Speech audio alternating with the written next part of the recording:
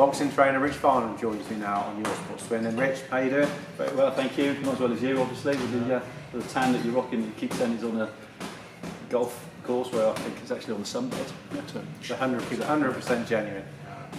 Anyway, let's move on to you and Kelly Morgan. And you've got a fight on the horizon in 9 days' time. So, thoughts on that? Next Friday, September the 16th in Bournemouth at the St David English Leisure Centre. Really excited now. Unfortunately, the other show we had booked in Bristol got cancelled out of the organisers' control. Various circumstances kind of conspired against it, with various fighters having to pull out due to injury and various other issues. And we just left the show, unfortunately, really not strong enough to be able to make it viable. So, the show got cancelled a week last Friday. We just finished sparring up in London, where Kelly had done 4 rounds with unbeaten heavyweight, professional heavyweight Sarah Knight, and straight into six rounds of sparring with light middleweight Hannah Rankin, and that went fantastic. I'm on a train on my way up to Leeds for a fight with Joe Biden, and on the way there I got a phone call. So one of the fortunate things was, because I was on the train, it gave me time, gave me a couple of hours then just to look through box legs, hit the phone, speaking to a lot of people, sending text messages, etc., trying to find something which had to be local-ish. I know Bournemouth's not necessarily local-ish, but people are quite used to travelling to Bournemouth, obviously, to go to the beach, etc., in the summer, and everybody loves Bournemouth. It's a great destination to be. It's not a million miles away, obviously it's not closer. Other shows that were around were sort of in central London, York Hall, sort of Birmingham. So in fact, I did speak to Sam at the MGM about the Birmingham show, but that maxed out with. He said, I've got guys waiting to come on the show, so unfortunately we couldn't get onto that show. Steve Bendel called me Monday morning and sort of said, yeah, I'd love to have you on the show. How many tickets do you want? So that was fantastic. So it was only Monday this week that we managed, but the way that we've always worked, with Kelly or any of the fighters that I've got, is the fact that just if one show gets cancelled, you stay in the gym. You stay in the gym because we will do everything we possibly can to find an alternative show, if that's possible. But you also never know when the phone's going to ring, so you have to be ready. You can't be, well, that show's finished, right, that's it. Feet up, sitting back, feet up, not coming in and doing anything, because you just don't know when that phone call's going to happen. And it's happened so many times in the past that you might have 2 or 3 days off, although I'm screaming at them to be in the gym, and the phone call, I've got a fight for it. Yeah, it happens. So we stayed in the gym. We were actually at Kingdom Town Club doing the stadium steps when the phone call came through from Steve to sort of say, yeah, we'd love to have you on the show. So we're like, great, you know, we've not taken the foot off the gas at all, we're ready. Went back through to the agent that we used, obviously, to call the opponents and said, look, is she still available? Luckily, yes, she is. Obviously, everything's staying the same because it was the same date, and yeah, she's on the way over, contracts are signed, and we have a fight. It's never easy for Kel, is it? It seems to be, you know, emotional highs and lows all the way through. But never easy, full stop. In the position that Kelly's in, with her weight category, etc., I mean, it is very difficult because there aren't that many available. The issue that we will find as time goes on is Kelly's record as well isn't going to do any for attracting anybody to come over for a non-title type fight, but that's just the way it is, unfortunately. This opponent, Borislava, she's extremely experienced. She made her debut in 2000, and since then she's accumulated 56 fights. She's only won 10, 44 losses and 2 draws. Those 44 losses, she's only actually been stopped 5 times, and she has fought some of the very best. I mean, in 2002, 2003, she fought Jane Couch 3 times. Jane was a huge ambassador for women's boxing across the world, not just in the UK. But obviously in the UK, she did so much, and the Borislava fought 3 times. She's fought Maria Lindbergh, who's former world champion, Anne-Marie Mathis, Michaela Lauren, obviously we know really well. She's fought Michaela. She's fought Cecilia Brackhouse, who's like them distributed pound for pound best in the world. Carla Svensson. Yeah, a list of high level opponents, world champions that this lady's fought. it's all there in her record. So she's a good, tough lady. Like I said, she might not have the best record, but out of those 44 losses, she's only sold 5 times. And she's been in with some of the best pound for pound there has been. And she's still boxing today, so she's no mug. She's no mug. We've watched her. Working tight. It's a fight that we need because we're currently working on essentially a WBC World Super Middleweight title fight against Nikki Adler. Hopefully that will be later on this year, late November. I'm working with Nikki's management on that. We're trying to make that fight happen. So we need this fight because I don't want Kel to go from June through to November without having a fight. Can't treat it as a warm-up or a maintenance fight because obviously everybody's dangerous. So we need this fight for the experience and get the rounds in, potentially then to go into arguably the biggest fight of Kelly's career against an absolute legend in Nikki.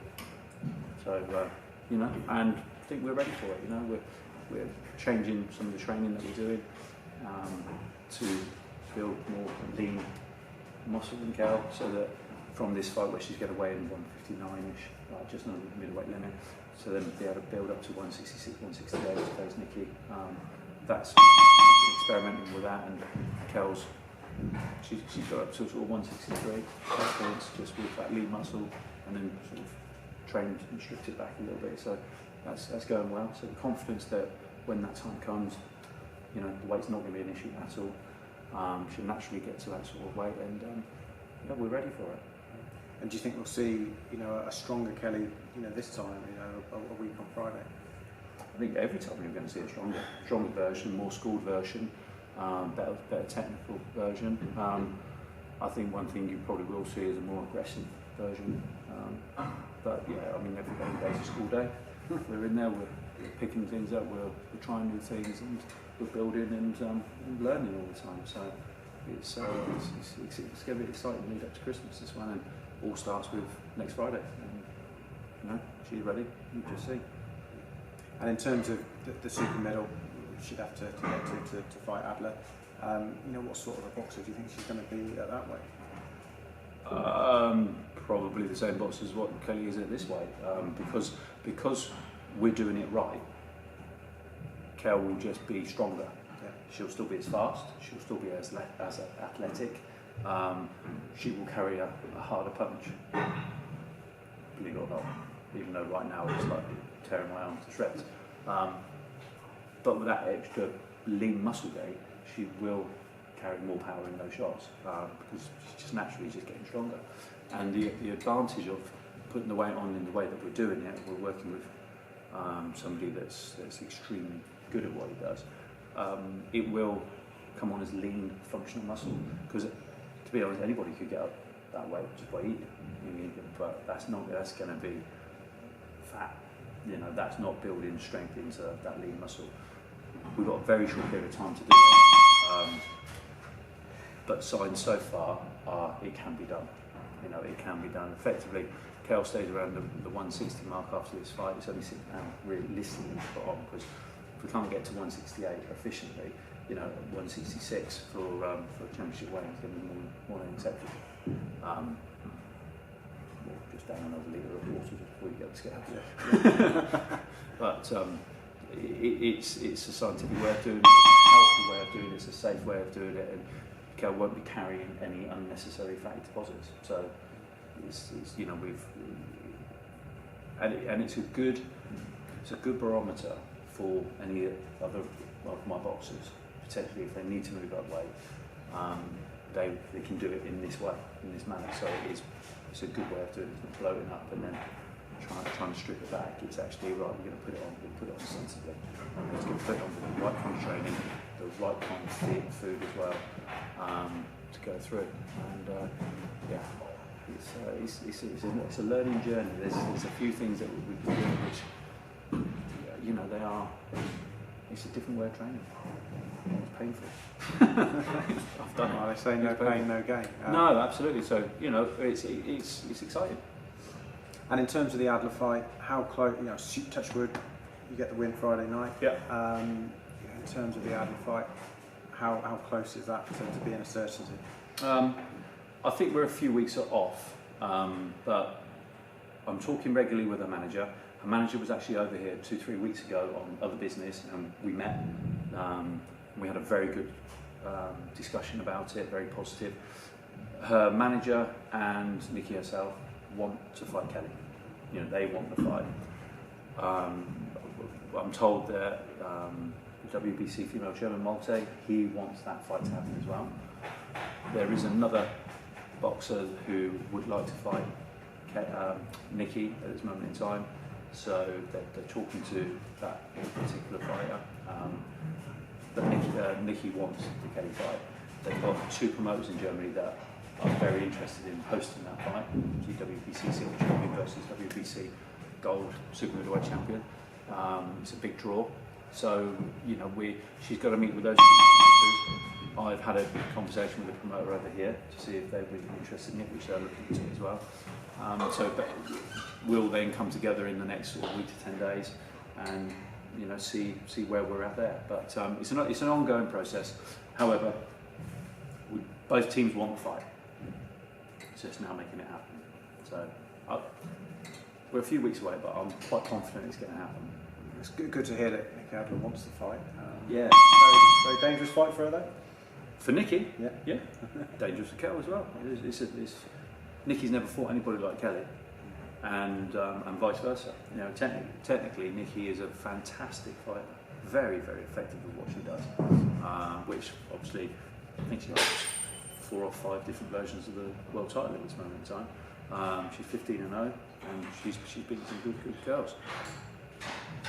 Discussing this through with her manager sort of said the only real disappointing thing that Nikki's felt like she hasn't been challenged recently in her most recent fights, and she wants to be in a challenging, exciting fight, and she believes the way that Kelly fights, Kelly's the opponent to make that happen, which is great because that's all we ever want to see, isn't it? Is that we want an exciting fight, and that's coming from her team. So with Nikki feeling like that and her team wanting that, you know, it just builds it up and it makes it we're that little bit closer now.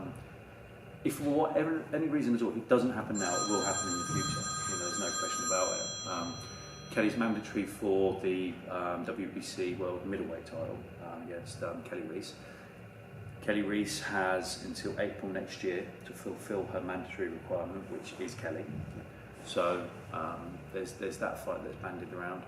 Obviously, the Nikki fight, and there will no doubt be others. But you know, that's kind of in the area where we are now. So it's all exciting because you know all we're really talking about after this fight, and we're not looking past this fight because this fight's important and we've got to do the job and we've got to do it properly. But what we've got to look at is the next stage, and the next stage is world titles. So you know, she's the silver is effectively an interim title, it's a world title, version of the world title, it's a world silver title. Now we want that gold, we want the green and gold belt. So it is going to be very interesting, and hopefully we can go into Christmas with a new world super middleweight champion.